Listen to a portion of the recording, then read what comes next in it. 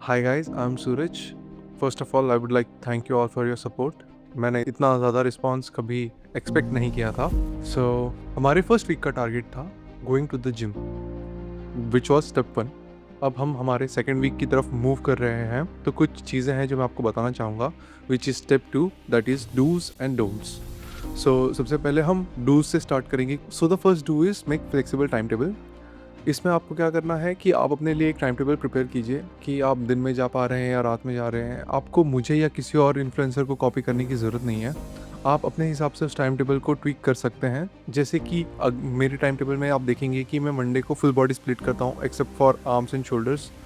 फिर मैं ट्यूसडे को आर्म्स एंड शोल्डर्स करता हूँ, वेडनेसडे को लेग्स करता हूँ, थर्सडे को चेस्ट, फ्राइडे को बैक बाइसेप्स.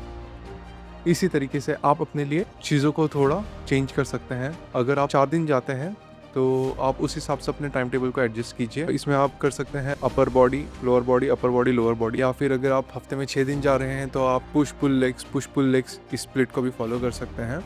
हमारा टारगेट मोस्टली ये है कि हम हर एक मसल ग्रुप को वीक में 2 बार ट्रेन कर सकें फॉर मैक्सिमम मसल बिल्डिंग. जो दूसरा डू है दैट इज़ टाइम ड्यूरेशन. अब अपने टाइम ड्यूरेशन को पहले जैसे मैंने फर्स्ट वीक में आपसे कहा था कि आप 15-20 मिनट के लिए जाइए, तो इस वीक में मैं आपसे रिक्वेस्ट करना चाहूँगा कि आप अपने ड्यूरेशन को 45 टू 1 आवर 15 मिनट्स तक एक्सटेंड करने की कोशिश करें. इसके अंदर आपके वार्म अप्स और आपके स्ट्रेचिंग ये दोनों भी इंक्लूड होने चाहिए. Third one is the form of workout. आप अपने वर्कआउट फॉर्म या फिर पोस्चर्स को ठीक करने की कोशिश कीजिए. इसमें आपके ट्रेनर हेल्प कर सकते हैं, या फिर जिम जाने से पहले आप सेम एक्सरसाइजेस के यूट्यूब वीडियोस देख सकते हैं कि किसी चीज़ को कैसे परफॉर्म करते हैं. कुछ बेसिक चीज़ें जैसे मैं आपको बताना चाहूँगा, जैसे कभी भी आप डंबल होल्ड करें तो डंबल हमेशा, आपका जो रिस्ट है वो हमेशा फ्लैट होना चाहिए. ठीक है, कभी भी वो रिस्ट बेंड नहीं होना चाहिए. इससे आपको रिस्ट इंजरीज हो सकती है. या फिर जब आप चेस्ट प्रेस करते रहें तो आपका जो शोल्डर एल्बो है वो नीचे की तरफ रहेगा, कि आप इस तरीके से शोल्डर प्रेस करें. अगर आप ऐसे शोल्डर प्रेस करते हैं तो आपको इंजरी होने के चांसेस होती है. उसी चीज़ को अगर आप नीचे लेके जाते हैं तो आपके इंजरी के चांसेस कम होते हैं. अभी आपने कभी ऑब्जर्व किया होगा कि आपके जो ये वाला पार्ट है दैट इज़ लॉन्ग और ये साइड जो है that is short. So radius जो होता है हमारे आर्म का which is longer side and ulna is shorter side. इसके लिए मैं मेरे जो एक्सरसाइज करता हूँ तो मैं डंबल को हल्का सा स्लैंट पकड़ता हूँ, ना कि फ्लैट.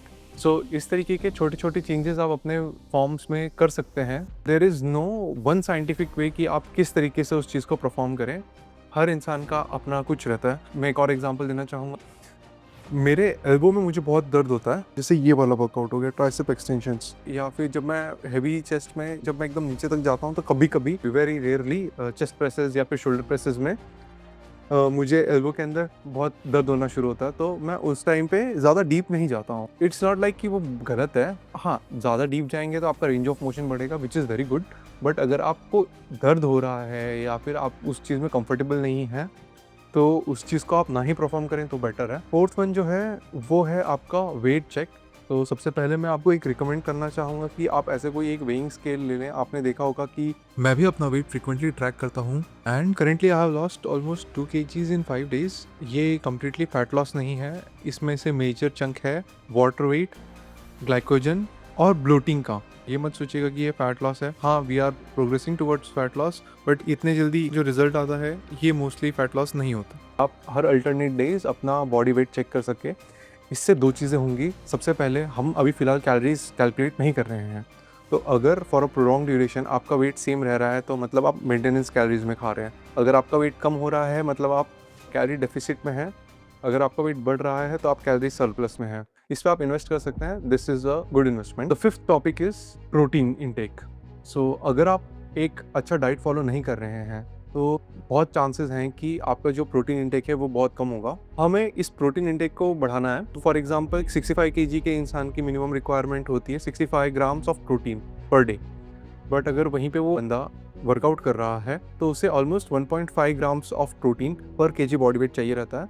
यानी कि उस बंदे का भी प्रोटीन रिक्वायरमेंट होगा 65 into 1.5 which will come up around 92 point something. आप अपने प्रोटीन इंटेक को धीरे धीरे इंक्रीज कर सकते हैं, इवेंचुअली अपने टारगेट प्रोटीन गोल तक पहुंच सकते हैं। अपने टारगेट को हिट करने के लिए आप प्रोटीन सप्लीमेंट्स भी ले सकते हैं, जैसे कि वे प्रोटीन और प्लांट बेस्ड प्रोटीन। करेंटली मैं वे प्रोटीन लेता हूँ। मैं अभी मसल ब्लेज और एज इट इज के सप्लीमेंट्स को ट्राई आउट कर रहा हूँ। Till last year I used to use Optimum Nutrition whey protein. आपके पास कोई इससे बेटर रिकमेंडेशन हो तो प्लीज़ मुझे भी बताएं, ताकि मैं भी उस चीज़ को फॉलो कर सकूं। One more supplement that I would recommend you is creatine. मैं अभी एक दूसरा डाइट से रिलेटेड वीडियो बनाने की सोच रहा हूँ। मैं उसमें आपको क्रिएटिन के बारे में बहुत अच्छे से एक्सप्लेन करूँगा। फेक प्रोडक्ट्स बहुत आ गए मार्केट में, तो आप क्वालिटी वगैरह चेक करके बाय कीजिए। 6th thing is add walking to your daily routine. यहाँ हो सकता है कि आप बोलें कि नहीं, हम हाई इंटेंसिटी कार्डियो करेंगे, तो मैं आपको कुछ चीज़ें बताना चाहता हूँ। हाई इंटेंसिटी कार्डियो के टाइम पे आपके body carbohydrates as a source use करता है एनर्जी बर्न करने के लिए। बट वहीं पे जब आप वॉकिंग करते हैं which is low intensity cardio, उस टाइम पे जो आपका मेनली कैलोरीज बर्न होते हैं वो होता है फैट्स।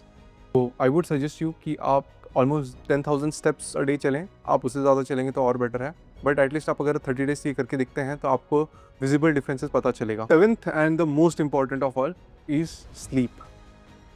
स्लीप एक बहुत इंपॉर्टेंट चीज़ है। मैं इस चीज़ पे इतना एम्फोसिस नहीं कर सकता कि ये कितना ज़्यादा इंपॉर्टेंट है। आप एक बार थोड़ा बहुत हल्का फुल्का अगर गलत ट्रेन करते हैं या फिर कम ट्रेन करते हैं तो भी चलेगा। अगर आप डाइट में थोड़ा कम प्रोटीन खा लेते हैं तो भी चलेगा, बट अगर आपकी बॉडी रिकवर नहीं करती है तो अगले दिन वो स्ट्रेस आपकी बॉडी पे होगा। ये करेंटली आपको पता नहीं चलेगा अगर आप अपने यंग एजेस में हैं तो, but in a long run वो आपको बहुत ज़्यादा अफेक्ट करने वाला है। सो आई वुड सजेस्ट यू कि आप 7 से 8 घंटे की मिनिमम स्लीप ज़रूर लें। Now let's move on to the don'ts. Don'ts में सबसे पहला है कि डू नॉट कंज्यूम और avoid consuming refined anything, be it refined flour, oil, sugar. Refined flour यानी मैदा नहीं खाना है, मैदा ख़राब होता है, आपको भी पता होगा, इसके बारे में मुझे ज़्यादा एक्सप्लेन करने की ज़रूरत नहीं है। रिफाइंड तेल, palm oil, again not good for your health. Refined sugar आपके बॉडी शुगर लेवल्स को बहुत तेज़ी से स्पाइक करता है, तो आपको वो तीनों चीज़ें भी अवॉइड करनी चाहिए। And the second don't is do not over train. अभी आप नए नए जिम जाना शुरू किए हैं, आपका फर्स्ट वीक हो चुका है, आप सेकेंड वीक में आए हैं, आप बहुत सारे लोगों को देख रहे होंगे कि वो बहुत ज़्यादा ट्रेन कर रहे हैं। हमें ये नहीं करना है। हमें चीज़ों को जितना ज़्यादा हो सके उतना ज़्यादा सिंपल रखना है। हमें बड़े बॉडी पार्ट्स को जैसे चेस्ट, बैक और लेग्स को 3 एक्सरसाइजेस में ख़त्म करना है, और जो छोटे बॉडी पार्ट्स जैसे बाइसेप्स, ट्राइसेप्स, इन्हें हमें 2 एक्सरसाइज में ख़त्म करना है। हम इससे ज़्यादा एक्सरसाइज नहीं करेंगे। हर एक्सरसाइज का आप 3 सेट कर सकते हैं। Repetition should be anywhere between 10 to 15। Next week में हम प्रोग्रेसिव ओवरलोड के बारे में बात करेंगे। करेंटली आप इतनी चीज़ पे ध्यान दीजिए and do not over train, क्योंकि आपके मसल को रिकवर होना is more important. So basically fitness 3 चीज़ों पर डिपेंड करता है, ट्रेनिंग, डाइट और स्लीप, दैट इज़ रिकवरी। हमने इन 3 चीज़ों पे बात कर ली है। आपको अगर कोई डाउट हो तो आप मुझे कमेंट सेक्शन में पूछ सकते हैं, या फिर अगर कोई क्वेरीज हो तो आप मुझसे इंस्टाग्राम पे भी कनेक्ट कर सकते हैं। हम हमारे वीक 2 को ऐसे ही कंटिन्यू रखेंगे। Thank you all for your support. Till then, see you in the next one.